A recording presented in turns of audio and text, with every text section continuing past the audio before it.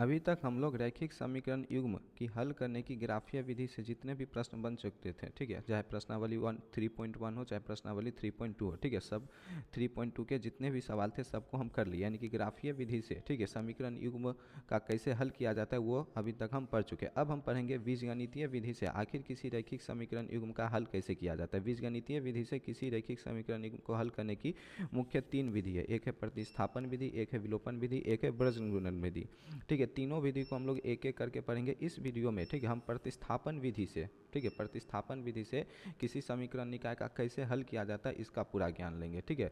अब प्रतिस्थापन विधि से किसी समीकरण निकाय को कैसे हल किया जाता है उसको हम लोग एक उदाहरण के माध्यम से समझते हैं, ठीक है। मान लो आपके पास ये दो समीकरण, ठीक है, दिया हुआ है, ठीक है, इसको हम लोग इक्वेशन 1 कह देंगे और इसको हम लोग क्या कह देंगे, इक्वेशन 2। आखिर प्रतिस्थापन विधि से हल किया जाता है। देखो बेसिकली प्रतिस्थापन विधि में हम करते क्या है कि जैसे ये समीकरण है, इस समीकरण में आपको दो चर नजर आ रहा होगा, एक एक्स तथा एक वाई, ठीक है। हम करते क्या है कि किसी एक चर को किसी एक दूसरे चर के वेरिएबल में मान निकाल लेते हैं, ठीक है। जैसे यहाँ पर अगर 7x - 15y इक्वल्स टू में 2 है, तो यहाँ पर हम 7x को क्या लिख सकते हैं, 2 + 15y, ठीक है। और यहाँ से हम x को क्या लिख सकते हैं, 2 + 15y बटा में कितना 7, यानी कि x का हमको मान आ जाता है किस वेरिएबल में, y वेरिएबल में, और इस x का मान हम कहाँ पुट कर देते हैं, समीकरण 2 में, और समीकरण 2 हमारा एक वेरिएबल में बन जाता है और यहाँ से हम y का मान निकाल लेते हैं। फिर जो y का मान आता है उसको हम लोग इस x में रख देते हैं, ठीक है, या फिर किसी भी इक्वेशन में हम रख देते हैं, तो फिर हम x का मान निकालते हैं। यानी बेसिकली हम करते क्या है कि हम यहाँ से समीकरण 1 से x का मान निकालते हैं और उसको समीकरण 2 में x के स्थान पे पुट कर देते हैं। या आप चाहो तो y का मान निकाल लो और समीकरण 2 में y के स्थान पे रख दो,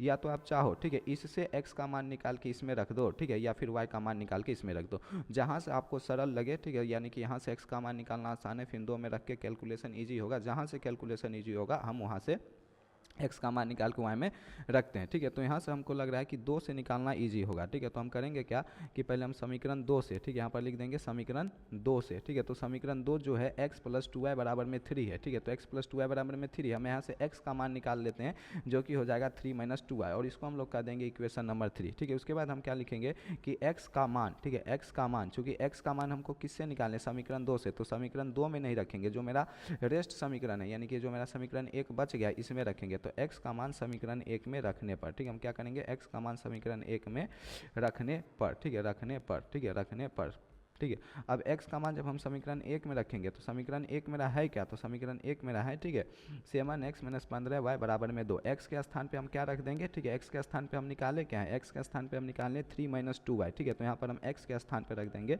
3 - 2y, ठीक है, और ये माइनस में हमारा क्या बन जाएगा 15y बराबर में 2। उसके बाद हम क्या करेंगे 7 की इस पूरे ब्रैकेट में 3 और -2y से गुना करेंगे, तो 7 × 3 आपका 21 हो जाएगा, और ये -7 × 14y, और ये मेरा बन जाएगा -15y बराबर में क्या आ जाएगा 2, ठीक है। अब ये -14y - 15y ये -19y बन जाएगा, और ये जो 21 इधर प्लस में इधर जाके आ जाएगा आपका माइनस में, ये 2 माइनस क्या हो जाएगा 21 हो जाएगा, ठीक है। तो इधर जब तुम हल करोगे तो ये आपका -19y, ठीक है, और जब 2 में से -21 जाएगा तो बच जाएगा आपका, सॉरी, ठीक है, यहाँ पर ये आपका आ गया -14y - 29y -15y, ये आपका हो जाएगा 29y, ठीक है। ये -14y और -15y दोनों जुड़ के क्या हो जाएगा -29y।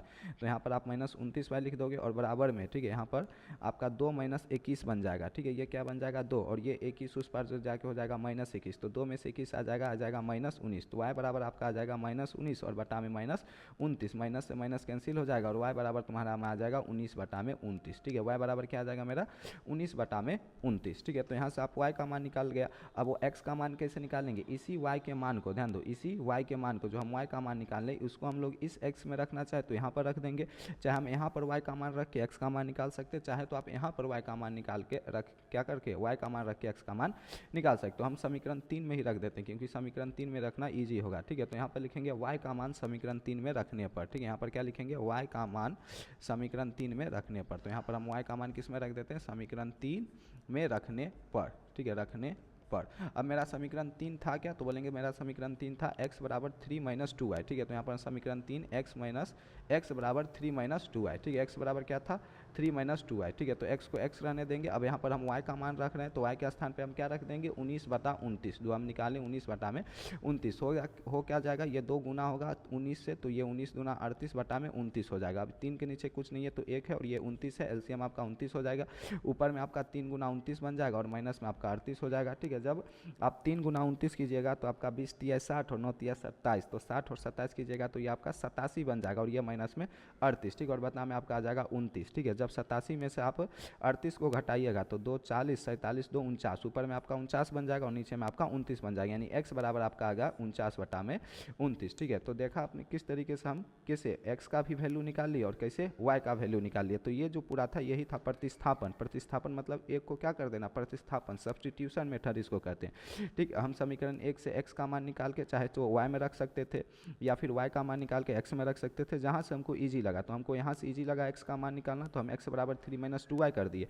अब चूंकि हम समीकरण 2 से x का मान ये निकाले तो इसको हम रख देंगे समीकरण 1 में x के स्थान पे। तो x के स्थान पे हम ये 3 - 2y रख दिया, -15y बराबर में 2 आ गया, 7 गुना हो गया, ये 7 × 21, ये -14y, ये -15y, ये 2, ठीक है, -14y -15y, ये -29y बन गया, 21 उधर जाके 2 - 21, ये -19 बन गया, ये -29y, तो ये माइनस से माइनस कैंसिल हो गया, y बराबर मेरा 19/29 आ गया, ठीक है। तो y का मान आ गया।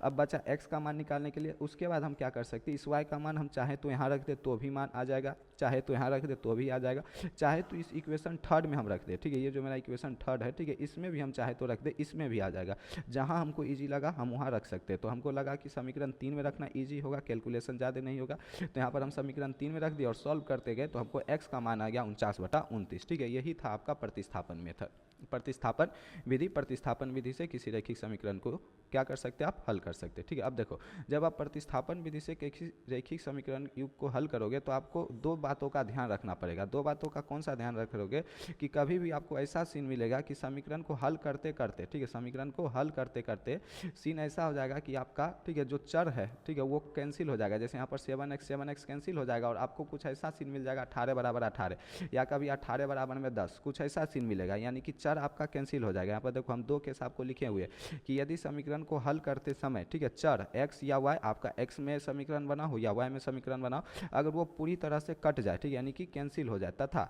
समीकरण गणितीय रूप से सही हो, ठीक है, तो उस समय समीकरण निकाय के जो होते हैं वो अपरिमित रूप से, यानी कि इनफाइनाइट सॉल्यूशन होते हैं, तथा उसका जो रेखा होता है यानी जो ग्राफ होगा वो संपाती होगा।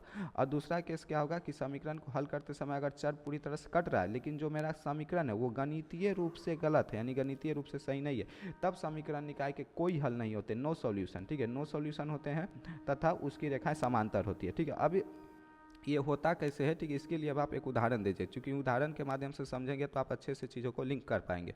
उदाहरण में क्या रहा है कि, ठीक है, ये देखो यहाँ तक का लाइन आपको इग्नोर मानना है, ठीक है, यहाँ तक के लाइन को क्या मानना है, इग्नोर। यहाँ से आपको पढ़ना है कि 2 पेंसिल तथा 3 रबरों का मूल्य 9 रुपया है, ठीक है। तो हम करेंगे क्या, हल लिखेंगे, ठीक है, तथा मान लेंगे। ये सारे उदाहरण आपके एनसीईआरटी के हैं, ठीक है, तो आपको इसको भी अच्छे से करना है, क्योंकि जो क्वेश्चन बनता है वो एनसीईआरटी से ही बनता है, ठीक है। तो हम मान लेते हैं कि माना कि एक पेंसिल का मूल्य, ठीक है, इस तरह के सवाल को हम कैसे करते हैं, पहले एक पेंसिल का मूल्य मान लेते हैं। तो माना एक पेंसिल का मूल्य कितना है, x रुपया है, ठीक है। तो उसी तरीके से एक रबर का मूल्य, ठीक है, एक रबर का मूल्य, ठीक है, तो एक रबर का मूल्य हम मान लिए y रुपया। अब हम क्या करेंगे, प्रश्न से चलेंगे। प्रश्न से चलने पर क्या हम पाएंगे कि दो पेंसिल, एक पेंसिल का मूल्य x रुपया, तो दो पेंसिल का मूल्य 2x होगा, 3 रबर का मूल्य आपका 3y हो जाएगा, और इस तरीके से हम कितना रुपया देते हैं, 9 रुपया, ठीक है, यानी कि 2x + 3y बराबर क्या आ जाएगा, 9। इसको हम मान लेंगे इक्वेशन 1, ठीक है। आप समझ रहे होगे कि एक पेंसिल का मूल्य x है तो दो पेंसिल का मूल्य कितना, 2x, ठीक है। एक रबर का मूल्य y है तो 3 रबर का मूल्य कितना, 3y। तो जब हम पेंसिल खरीदते हैं और रबर खरीदते हैं तो दोनों को मिला करके हम 9 रुपया अदा करते हैं, यानी दोनों का मूल्य 9 रुपया, तो दोनों को जोड़ के हम क्या करेंगे, 9 के बराबर कर देंगे। उसी प्रकार से, ठीक है, आप कितनी पेंसिल, ठीक है। अब यहाँ पर हम दूसरा केस जो बन रहा है उसमें हम लोग 4 पेंसिल खरीदते हैं तो इसका मूल्य कितना हो जाएगा, 4x, और 6 रबर करते हैं तो मूल्य कितना हो जाएगा, 6y। और दोनों का जब हम दोनों चीज़ खरीद लेते हैं तो दुकानदार को 18 रुपया देते हैं, यानी कि दोनों जोड़ के हम कितना रुपया दिया, 18 रुपया। यानी दूसरा इक्वेशन जो मेरा बन जाएगा वो बन जाएगा 4x + 6y = 18, ठीक है। अब जब इसका प्रतिस्थापन विधि से हल करोगे तो हम करते क्या है कि समीकरण 1 से x का मान निकाल लेते हैं। आप चाहो तो किसी से भी निकाल सकते हो। हम समीकरण 1 को ले लेते हैं, 2x + 3y = 9 है, तो यहाँ पर हम 2x को क्या लिख सकते हैं, 9 - 3y, ठीक है। यहाँ पर ये 3y कहाँ पर प्लस में, उस पर जाके किस में हो जाएगा, माइनस में हो जाएगा। तो x बराबर आपका 9 - 3y बटा में क्या बन जाएगा, 2 बन जाएगा, ठीक है। देखो ये 2x, 2 और x गुना में है तो 2 इधर आके किस में हो जाएगा, डिवाइड में हो जाएगा। तो x का मान हम यहाँ से क्या किए, फाइंड आउट कर लिए, ठीक है। अभी हम करेंगे क्या, इस x का मान समीकरण 2 में रखेंगे, ठीक है। तो यहाँ पर हम लिखेंगे x का मान समीकरण 2 में रखने पर, समीकरण 2 में क्या करने पर, रखने पर, ठीक है। अब समीकरण 2 है क्या मेरा, तो समीकरण 2 मेरा ये है 4x + 6y, ठीक है, 4x plus 6y equal to में कितना 18, ठीक है। अब देखो x के स्थान पर हम क्या रख देंगे, तो x के स्थान पर हम देंगे ये वाली वैल्यू, ठीक है, जो हम निकाले हैं। x बराबर मेरा क्या है 9 माइनस 3y बटा में 2, ठीक है। आप चाहो तो इसको भी इक्वेशन थर्ड कर सकते हो, ठीक है।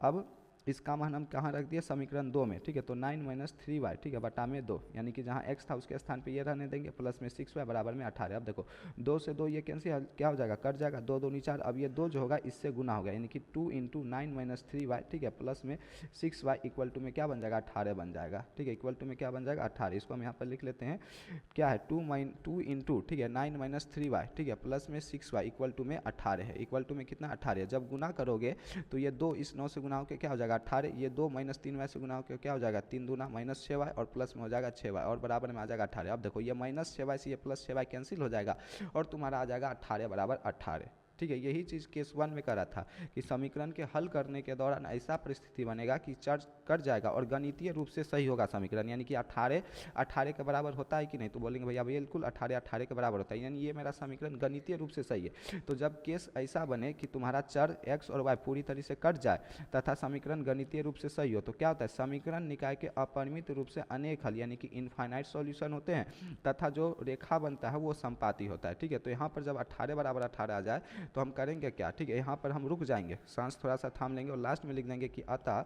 समीकरण निकाय का, ठीक है, समीकरण निकाय का अनंत हल होगा, ठीक है। समीकरण निकाय का कितना हल होगा, अनंत हल होगा, ठीक है। बस इतना लिख के हम छोड़ देंगे और यहीं पर मेरा क्वेश्चन क्या हो जाएगा, कंप्लीट हो जाएगा। तो ये तो एक केस बन गया कि जब गणितीय रूप से सही हो। हम एक और उदाहरण देख लेते हैं जहाँ समीकरण गणितीय रूप से गलत होता है, ठीक है। जैसे ये है, जब इसको हम कह देंगे इक्वेशन 1, ठीक है, ध्यान दो, इसको क्या कर देंगे इक्वेशन 1 कर देंगे, इसको इक्वेशन 2 कर देंगे। तो जो मेरा समीकरण 1 से जब चलोगे, ठीक है, ध्यान दो, जब समीकरण 1 से चलोगे, ठीक है,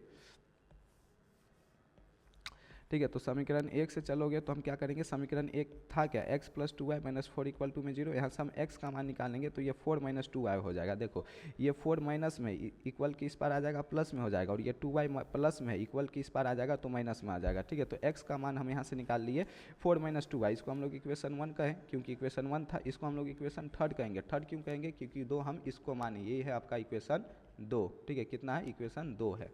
अब हम करेंगे क्या कि x का मान समीकरण 2 में रखेंगे, यहाँ पर लिखेंगे x का मान, ठीक है, क्या लिखेंगे, x का मान समीकरण 2 में रखने पर, ठीक है, x का मान समीकरण 2 में रखने पर, ठीक है, x का मान समीकरण 2 में क्या करने पर, रखने पर, ठीक है। अब चूंकि x का मान हम समीकरण 2 में रखेंगे तो समीकरण 2 है क्या मेरा 2x प्लस 4y, ठीक है, माइनस 12 इक्वल टू 0। देखो ये है मेरा समीकरण 2, 2x plus 4y minus 12 equal to 0। यहाँ पर हम x का मान रख देंगे, यानी x के स्थान पर ये पूरी वैल्यू रख देंगे जो कि है 4 माइनस 2y, प्लस में हम रख देंगे 4y और माइनस 12 इक्वल टू 0। इस 2 की इससे गुना करेंगे तो ये बन जाएगा 4 दूना 8, ये 2 दूनी माइनस 4y, ठीक है, और ये प्लस में 4y और ये जो माइनस 12 है इक्वल के उस पार में चल जाएगा तो बन जाएगा प्लस 12, ठीक है। इसी चीज़ को हम यहाँ पर करते हैं, ध्यान दो, ठीक है, इसी चीज़ को हम क्या करते हैं यहाँ पर उठा के करते हैं, ठीक है। ये मेरा देखो ये क्या है 4y से 4y कैंसिल हो जाएगा, ध्यान दो, ठीक है, ये मेरा माइनस 4y से ये प्लस 4y कैंसिल हो जाएगा, इधर बच क्या जाएगा 8 और इक्वल के उस पार क्या बच जाएगा 12, ठीक है। देखो वही आपकी परिस्थिति आ गई, कंडीशन कि चर जो होगा हल करते समय चर आपका पूरी तरह से कट जाएगा और समीकरण गणितीय रूप से गलत होगा। गलत होने का मतलब कि 8 कभी 12 के बराबर होता है, नहीं होता है, ये डज नॉट इक्वल होगा, यानी कि समीकरण मेरा गणितीय रूप से गलत है। और जब समीकरण हमारा गणितीय रूप से गलत होता है तो हम क्या बताए थे, जब समीकरण गणितीय रूप से गलत हो, ठीक है, तो समीकरण निकाय का कोई हल नहीं होगा, ठीक है, तथा रेखाएं समांतर होगी। तो इस केस में आपको करना क्या है, ठीक है, यहाँ लास्ट में आपको बस लिख देना है कि अतः, ठीक है, समीकरण निकाय का कोई हल नहीं होगा, ठीक है, समीकरण निकाय का क्या नहीं होगा, कोई हल नहीं होगा। तो समीकरण निकाय का कोई हल नहीं होगा, ठीक है, समीकरण निकाय का क्या होगा, कोई हल नहीं होगा। इस तरीके से प्रतिस्थापन विधि से, ठीक है, किसी भी समीकरण को कैसे हल किया जाता है उसका पूरा ज्ञान आपको इस वीडियो में मिल चुका है। अगली वीडियो में हम प्रश्नावली 3.3 को करेंगे, ठीक है।